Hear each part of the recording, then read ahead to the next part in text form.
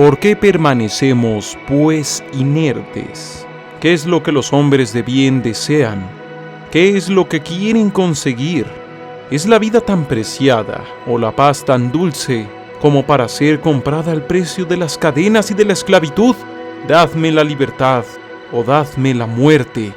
Patrick Henry, discurso pionero de la independencia de los Estados Unidos.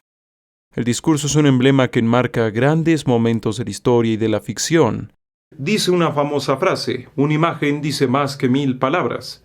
Suena bien, pero en mi opinión yo agregaría la siguiente cuestión. Sí, pero una frase puede significar más que 1000 imágenes. Y de eso vamos a hablar ahora, del poder de la palabra, sea escrita o sea hablada. Es emblemático "yo tengo un sueño" o aquel "no te preguntes qué puede hacer tu país por ti, sino qué puedes hacer tú por tu país". Son frases de discursos emblemáticos y hasta poéticos de una fracción de historia, de un pueblo, de una gente, de un ideal. De eso trata este video, de las claves y del entendimiento de qué es lo que hace grande a un discurso. No pido a ningún alemán más de lo que yo mismo estuve dispuesto a hacer en todo momento durante 4 largos años. Palabras del ya conocido líder de Alemania en la Segunda Guerra Mundial, durante el inicio de la invasión a Polonia. Cualquiera que sea el costo, lucharemos en las playas, lucharemos en las pistas de aterrizaje, lucharemos en los campos y en las calles, lucharemos en las colinas. Nunca nos rendiremos. Palabras de Winston Churchill, primer ministro de Inglaterra durante la misma guerra. Y con esto empezamos. Una de las primeras cuestiones primordiales de un gran discurso es atender y reflejar correctamente el espíritu de una era y de un pueblo. Porque se pueden poseer grandes cualidades retóricas, se puede ser uno un grande de la expresión, pero si habla sin tener en cuenta el ideario, las visiones, la cultura, los sueños y demás de aquellos a los que les hablas, el discurso habrá de fracasar estrepitosamente. Esa frase de lucharemos en las playas se volvió un símbolo del espíritu resiliente que habría de mantener a los ingleses luchando a pesar de las penurias. O sea que no todo discurso debe hablar de victoria, o de ser superiores, o de ser mejores. A veces han de preparar a los escuchas para las terribles situaciones, o simplemente para transmitir un espíritu de lucha contra la injusticia. A veces también para recalcar un triunfo, o para enseñar una idea. El discurso tiene muchas formas y no necesariamente ha de ser positivo para poseer éxito. ¿Y cómo se hace eso de entender el espíritu de un pueblo o de un grupo de personas? Conociendo y estudiando a la gente a la que se le va a hablar. Un mal ejemplo estaría en el libro El respeto de Richard Sennett, que habla sobre un orador que fue a hablarle a una población pobre de cómo salir adelante en la vida y que fracasó estrepitosamente por solo centrarse en la idea de que, encontrándose a sí mismos, habrían de triunfar, cuando aquella población exactamente quería escuchar qué hacer para salir adelante. Básicamente, por más que se conozca de oratoria o retórica, un discurso que no habla atendiendo al contexto, habrá de fracasar. Tras esto, ahora revisemos qué necesita un discurso o qué poseen los grandes discursos de la historia para ser así de grandes. Lo siguiente que escucharán y verán ha tenido gran inspiración en el trabajo de Roberto Morales Harley, Rhetoric and Argumentation in the Military Discourse, Xenophon, Anábasis. Sin más dilación, estos serían los puntos de un gran discurso. Lo primero es que el discurso tenga una introducción, un desarrollo y una conclusión. Ayer, 7 de diciembre de 1941, una fecha que vivirá en la infamia, Estados Unidos de América fue atacado repentina y deliberadamente por fuerzas navales y aéreas del Imperio de Japón.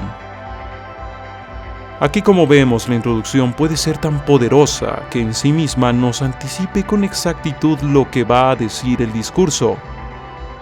Oficial y muy formal, pero la introducción solemne, funesta y herida de Roosevelt nos dice todo lo que sentía Estados Unidos tras Pearl Harbor, mostrando que la decisión de entrar a la guerra sería penosa, pero inevitable.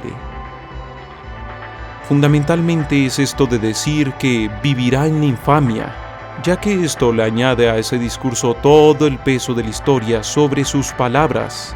Y justo esto es uno de los puntos fundamentales de los discursos, la amplificación y el simbolismo que crean y difunden.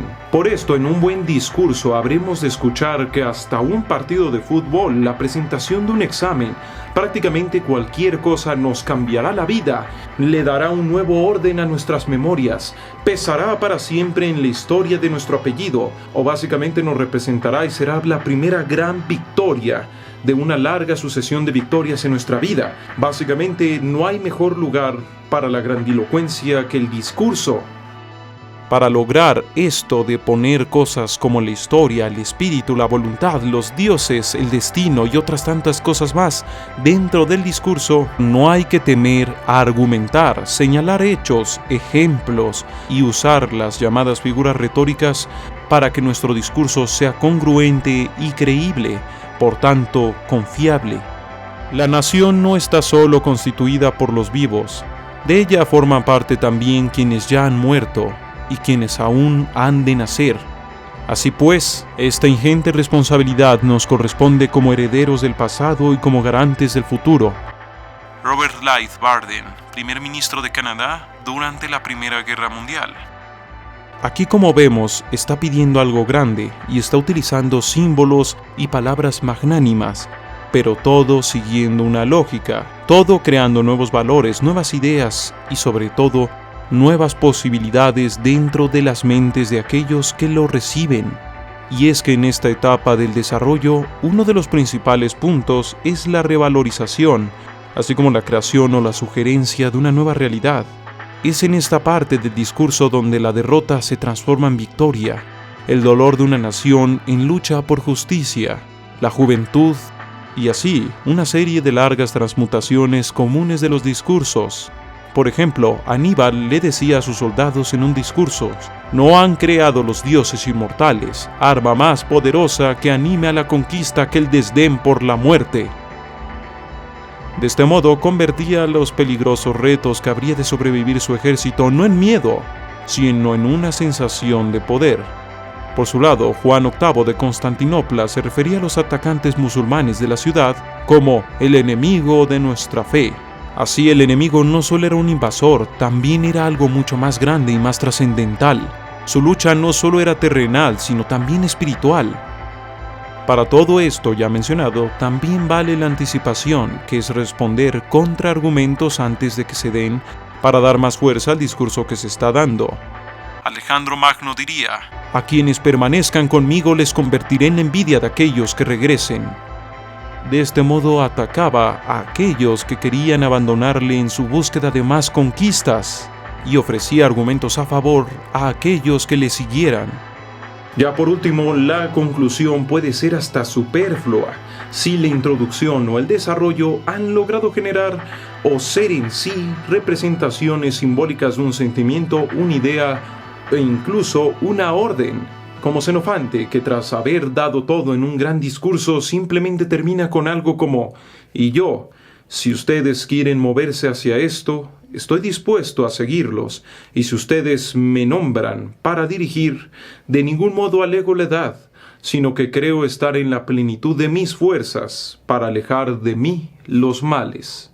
Básicamente es una conclusión sin mucha fuerza, incluso muy modesta para lo que acaba de decir, pero es que en este punto ya no es necesario. Él ya ha dejado en claro todo lo que tenía que dejar en claro con el resto del discurso. O por el contrario, si se quiere que la conclusión sea potente, lo adecuado es que termine abruptamente, como nuestro primer ejemplo que reza: «Dadme libertad o dadme muerte». El segundo punto de un gran discurso es que construya las ideas y las figuras claramente.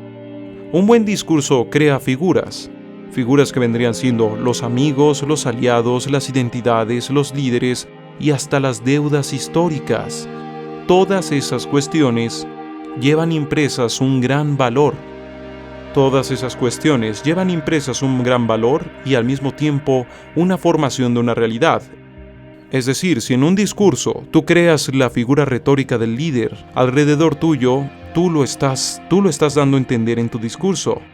Si tú señalas a un enemigo, claramente estás hablando de eludirlo, atacarlo o destruirlo. Nuevamente, Aníbal dice que no temer a la muerte es el arma más fuerte. Básicamente construye la idea de que entre más arriesgan, más posibilidades tendrán de ganar. Por su lado, Urbano II promete que quien muera frente a los infieles en la primera cruzada tendrá un perdón inmediato de todos sus pecados. Básicamente está prometiendo el cielo de forma indirecta. En este caso, crea la figura de una motivación, una recompensa última. También al mismo tiempo da una orden y por último crea la figura del enemigo. El tercer punto que cumplen los grandes discursos es el uso de la retórica. La retórica es un tema muy amplio y técnico. En sí he estado hablando de esta sin referirla directamente, pero hay que decir que a diferencia de lo que algunos creen, no se basa en hacer que las cosas suenen bonitas y ya, sino en hacer que un discurso suene real, congruente, justo y sobre todo necesario. Esto a través de una correcta estructuración como la que ya vimos en el primer punto y las figuras retóricas. Por ejemplo, la reiteración. Por mi reino, por mi pueblo, por mi honor y por mi sangre. Reina Isabel I de Inglaterra. La reina dijo algo simple, pero la figura retórica de la reiteración le da poder y gravedad. Y así, existe una gran cantidad de figuras que muy probablemente, de hecho, puede que tú ya hayas usado sin darte cuenta. Así que en este punto lo que recomiendo es estudiarlas aparte.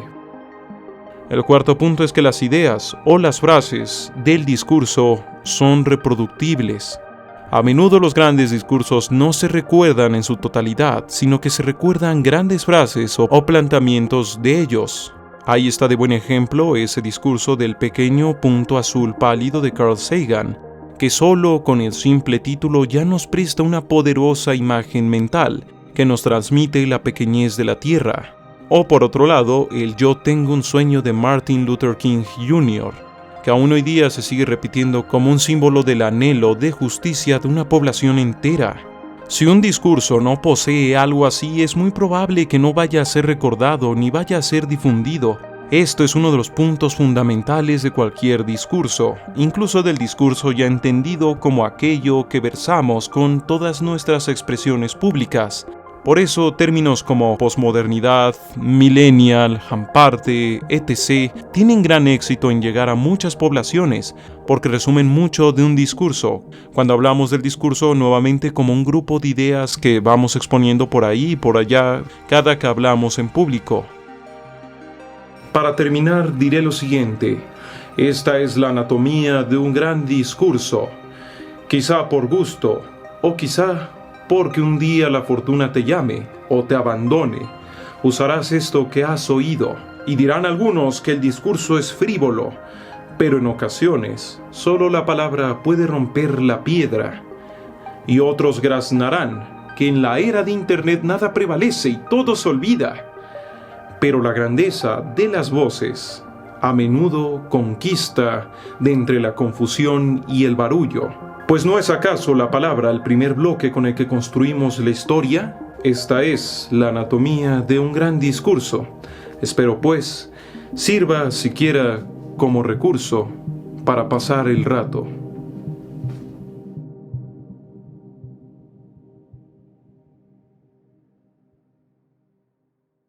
Bien, eso ha sido un ejemplo. Y si dijeron, este sujeto sonó muy pedante, muy magnánimo, muy bestial, muy grandilocuente con lo que acaba de decir, bueno, es que eso es normalmente de lo que va el discurso. Tiene que ser el momento fundamental donde se defina lo que es y lo que no es. Así que tranquilícense un poco, no se lo tomen tan a pecho. Básicamente esto ha sido todo por el momento. De verdad, muchísimas gracias por haber visto este video. Si te ha gustado, compartirlo, comentarlo y puntuarlo, así como recomendar mi trabajo, sería de gran ayuda para que siga haciendo esto y mejor. Sin más por el momento, se despide César Hernández, también conocido como Esquizofrenia Natural. La realidad es frágil.